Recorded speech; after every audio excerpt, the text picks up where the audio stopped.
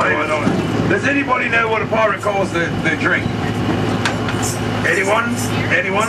Bueller? Bueller beer's good. It's called grog. Oh, thanks for giving it away, Oli. Trying to help you out. We're going to do a tune about our grog. We love to drink our grog. Like Oli said, not now, but when we get done. And it's all for me grog, me jolly, jolly grog. All done for beer and tobacco. Well, I've been all me tin with the lads that drinking gin. And across the western ocean I must wander, from sick in the head, and I haven't been to bed. Since first came ashore with me plunder, well, I've seen centipedes and snakes, and me head is full of aches. And I had to take the path from way up yonder, and it's all for me grog, me jolly, jolly grog. All done for beer and tobacco. Well, I spent all me sin with the lads is drinking gin. And across the western ocean I must wander. Where are me boots, me noggy, noggy boots? All gone for beer and tobacco. Well, the uppers were letting in, and the soles were wearing thin, and the heels were looking out for better weather. And it's all for me grog, me jolly, jolly grog. All done for beer and tobacco. Well, I spent all my sin with the lads who's drinking gin. And across the western ocean I must wander. Where is me shirt, me noggy, noggy shirt? All done for beer and tobacco. Well, the sleeves were all torn out, and the collar was ripped about, and the tail was looking out for better weather. And it's all for me grog, me jolly, jolly grog. All gone for beer and tobacco. Well, since all me tin with the lads is drinking gin, and across the western ocean I must wander. Where is me gun, me noggy, noggy gun?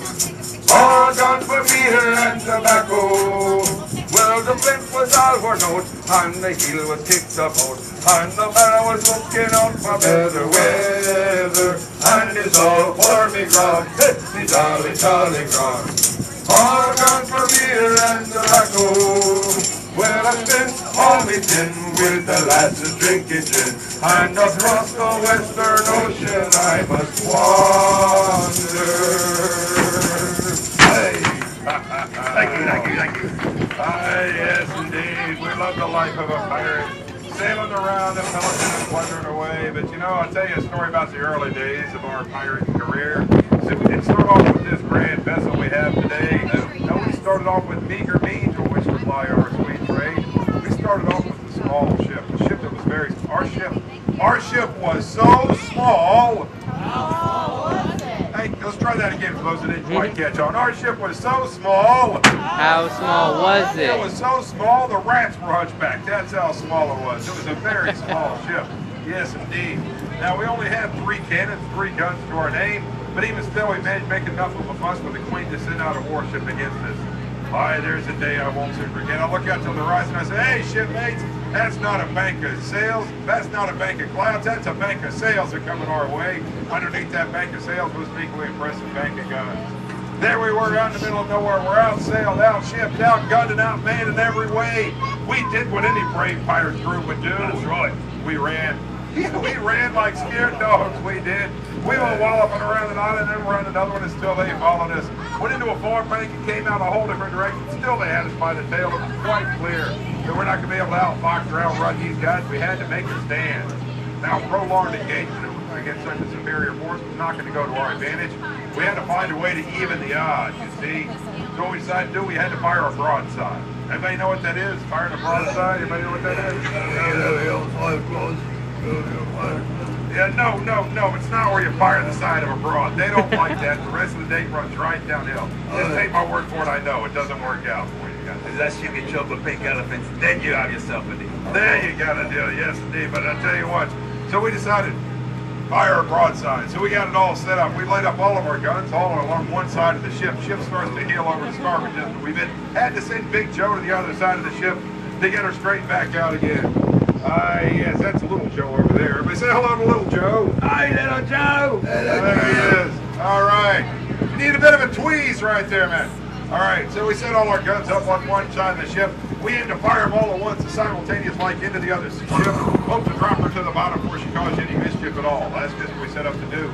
Well, we got them all set up with gunpowder, set them up with cannonballs, but then the powder monkey crawls up from down below. He says, "Holy mackerel!" Because that is my name, see, that's why I call it, it's my name, Holy Mackerel. He says, "Holy mackerel, we got a problem down here." I said, "What's the problem, powder monkey?" He says, "We only got 3 fuses." I said, "That's perfect, we got 3 guns, 3 fuses." He says, "No, you don't understand, Holy." And he shows me, he says, "Look, these here be the fuses. One of them is very long." I said, "You're right, that's very long for a fuse, mate." He says, "I know." And he says, "Look, one of them is very short." I says, "Yes, one of them is very short indeed. And one of them is very medium." Isn't that very medium? That's the most exceptionally medium thing I've ever seen. Why, it's extra medium. Remarkable in its mediocrity. I said, "Now that's not going to work, you see, because these things all got to be one size in order for this thing to work out." So what we do here, guys, is we're going to see if we can get them all lined up here. Line them up so they're all the same. We're going to take them all like this. Now we got all the tops in line like this, but my bottom's out of shape. Not my bottom, man. We're talking about the bottom of the fuses. Focus over here on the fuses. All right, all right. There's what we're going to do. We're going to line up all the ends on both ends. Now we got all the ends lined up here. There you go. I got all the ends lined up, but my middle's out of shape. Hey, don't judge. I'm working on it, okay? I'm working on it. All right. Here's what we need, a little pirate magic. A little pirate magic to save the day. All right. You little bitch.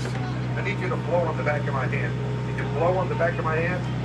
Oh, that's kind of disgusting. There you got all kind of paper. Okay, all right, that's fine. We got enough pirate magic built up in here now.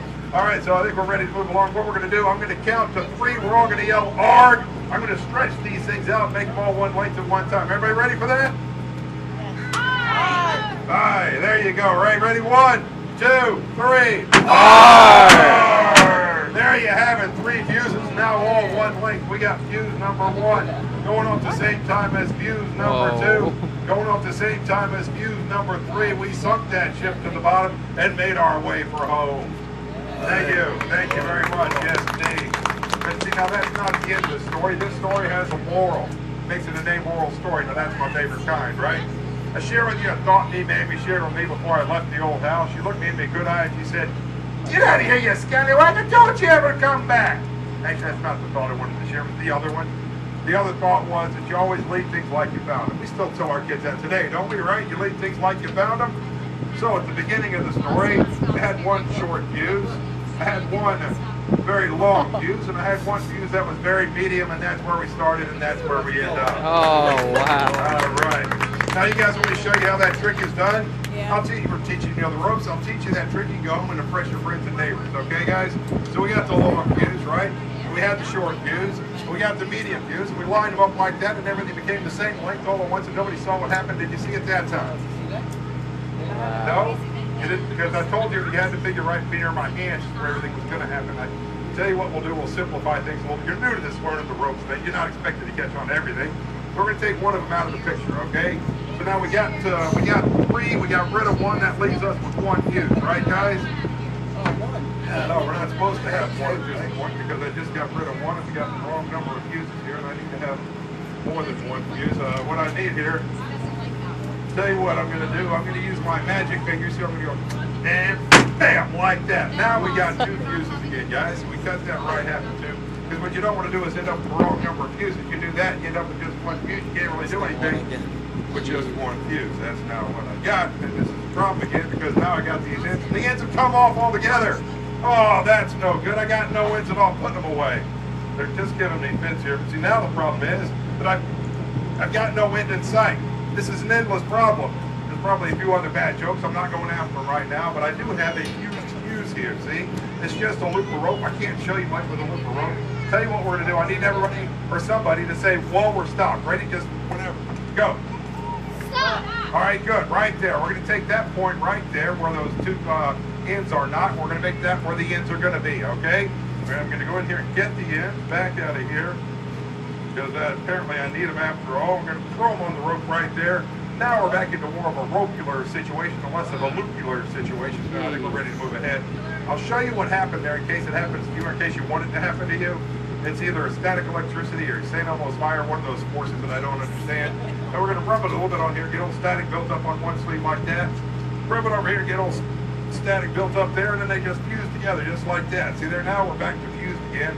And I got a loop of rope, and that's just like, whoa, no, you're a fine looking guy. No.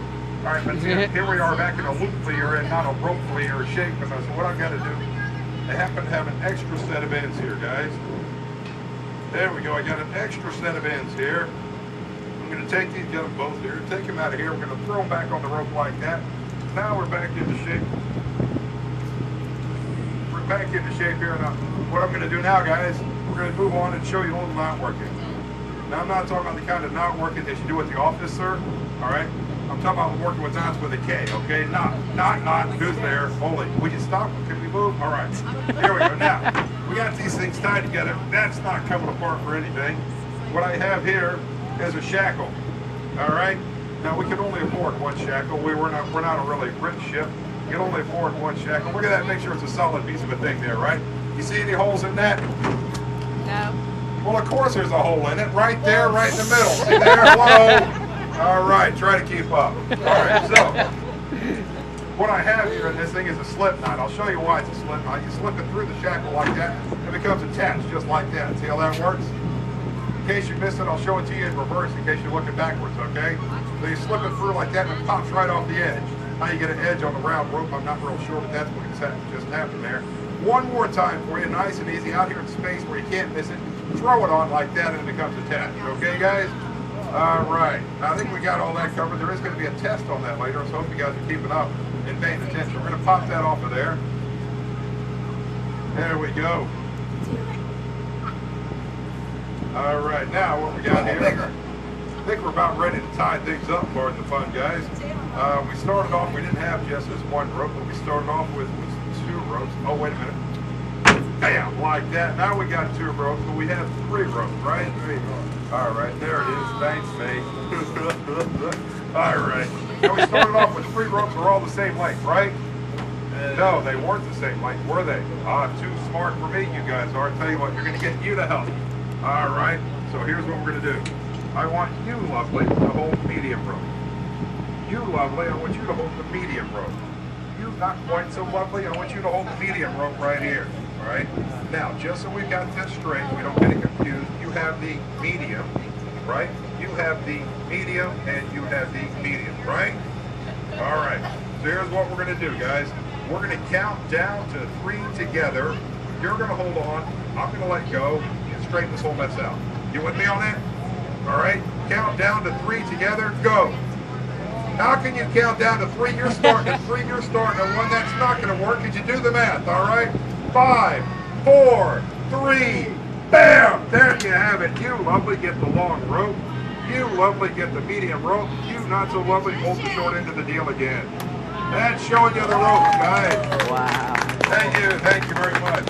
All right, we're going to take a little break here, take some time out, give you a chance to relax and enjoy this beautiful area. Prime spotting area for dolphins here, but also, guys, while we're taking this break, we're going to do something special for you.